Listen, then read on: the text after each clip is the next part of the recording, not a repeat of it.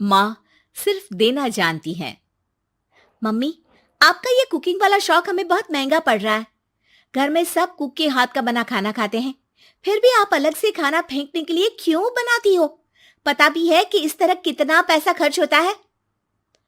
अरे पर बहू, मैं तो सब रोहित के पसंद का खाना बनाती हूँ। मम्मी, वो सब मुझे बचपन में पसंद था। अब इतना तेल खिलाकर बीमार करोगी क्या? वैसे भी मैं पूरा समय कभी क्लाइंट तो कभी बॉस के साथ मीटिंग में रहता हूँ, इसलिए आप अपनी बर्बादी को मेरा नाम तो मत ही दीजिएगा। ये है पिंकी की सास निर्मला, जिन्हें सबको अपने हाथ का खाना खिलाना बहुत अच्छा लगता है, लेकिन राहुल और पिंकी को ये पसंद नहीं है। इसी के चलते वो निर्मला को खाना बनाने के लिए 10 बातें सुनाकर वहां से चले जाते हैं। मेरे मन में तो सिर्फ अपने बच्चों के लिए प्यार है, पर शायद अब उन्हें मेरी जरूरत नहीं है। मुझे गांव वापस चले जाना चाहिए। जहां एक तरफ निर्मला दोबारा गांव जाने के बारे में सोच रही होती है, वहीं उसका पोता परम अपनी दादी के शौक को प्रोफेशन में बदलने का आइडिया सोच रहा होता है। अगली सुबह निर्मला गांव वापस जाने के लिए कपड़े पैक कर ही रही होती है कि परम फोन लेकर दादी के पास पहुंचता है। दादी, आप कहीं नहीं जाओगी? अरे नहीं बेटा, मेरा गांव चले जाना ही ठीक रहेगा। इससे तुम्हारे मम्मी पापा की सारी दिक्कतें भी खत्म हो जाएगी। दादी, वो तो ना आपके आने से पहले कम थी और ना ही आपके जाने से खत्म होगी। उन्हें हमेशा पैसों की टेंशन में ही रहना है। मेरे पास आपको यहाँ रोकने का आइडिया है। आइडिया? मतलब मैं कुछ समझी नहीं। इस पर परम अपनी दादी को YouTube खोलकर उसके बारे में सब कुछ बताता है, जिसे सुन दादी कंफ्यूज हो जाती है।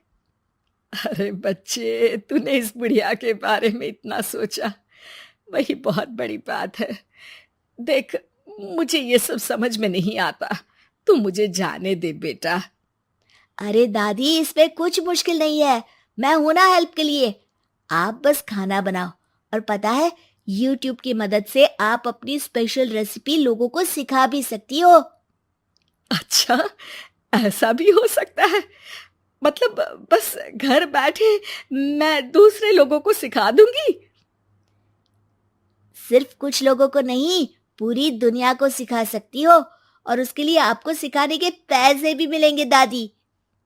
इस पर बहुत देर तक दादी को YouTube के बारे में समझाकर आखिर में परम उन्हें कन्विंस कर ही लेता है, जिसके बाद वो गांव जाने का प्लान कैंसिल कर YouTube चैनल शुरू कर देती हैं।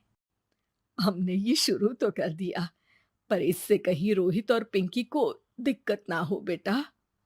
दादी, वो आपके बारे में नहीं सोचते तो आप क्यों उनके बारे में इतना सोच रही हो?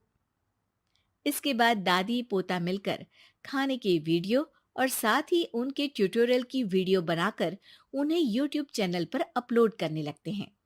सब खुशी से चल रहा होता है कि कुछ हफ्तों में ही पिंकी को इसकी खबर हो जाती है। हमारी पीठ पीछे घर में ये सब क्या चल रहा है? अरे मम्मी, आपको तो अपना टाइम पास करना है, पर उसमें मेरे बेटे का फ्यूचर क्यों खराब कर रही हो? पढ़ाई के टाइम आपके साथ किचन में लगा रहेगा तो फेल ही हो जाएगा ना। वैसे इस YouTube वाले के शौक के लिए आप जो फैंसी डिशेस बना रही हो, उसके पैसे कहाँ से आ रहे हैं? मम्मी, आपको हमेशा पैसों की चिंता ही क्यों लगी रहती है? और रही बात मेरी पढ़ाई की, तो आपसे ज्यादा दादी को उसकी चिंता है। इसीलिए मेरी पढ़ाई के बाद ही वो ये काम करती है। परम, अपनी मम्मी से बात करने का ये कौन सा तरीका है? और मम्मी ने पैसों के बारे में कुछ गलत तो नहीं पूछा? जब घर में हम दोनों कमाते हैं तो ये पूछने का अधिकार तो है कि पैसे कहाँ इस्तेमाल हो रहा है। मम्मी का ये जानना जरूरी बनता है। पापा, आप अपनी मम्मी से कैसे बात करते हो, ये तो मैं देख ही रहा हूँ। तो आपके मुंह से ये बातें तो अच्छी नहीं लगती। और रही बात पैसों की, तो आप दोनों हर समय मुझसे दूर रहने की कंपेंसेशन में जो पॉकेट मनी देते हो ना, हम उसी से ये सब कर रहे हैं। इस पर परम अपनी दादी को लेकर वहां से चला जाता है, जिसके बाद पिंकी और रोहित YouTube चैनल बंद करवाने की बहुत कोशिश करते हैं, लेकिन परम ऐसा होने नहीं देता। इसी तरह महीने बीत जाते हैं। पर चैनल का कुछ खास ग्रोथ ना देखकर निर्मला निराश हो जाती है। हम इतनी मेहनत करते हैं, फिर भी आज तक मैं तेरा 1 रुपया भी वापस नहीं कर पाई। अब तो रोहित ने तुझे पैसे देने भी बंद कर दिए और तेरी सारी सेविंग्स भी खत्म होने को आई है। बेटा, मुझे लगता है कि हमें ये सब बंद कर देना चाहिए। दादी, यूट्यूब चलने में मेहनत के साथ ढेर सारा सब्र भी लगता है। देखना, कुछ महीनों में सब सिर्फ आपको ही देखेंगे, और अगर फिर भी कुछ नहीं हुआ तो बंद कर देंगे। परम की बात से दादी मान जाती हैं और वो अपना काम जारी रखते हैं। अगले ही महीने पूरी दुनिया में लॉकडाउन लग जाता है, जिसमें सब घर में तो बंद हो जाते हैं, लेकिन साथ ही पिंकी की जॉब चली जाती है और रोहित के ऑफिस में भी ज्यादा अच्छे हाल नहीं होते। लेकिन वहीं लॉकडाउन के असर में निर्मला के सब्सक्राइबर्स और व्यूज बढ़ने लगते हैं। देखा दादी, मैंने कहा था ना, एक दिन सब आपको ही देखेंगे।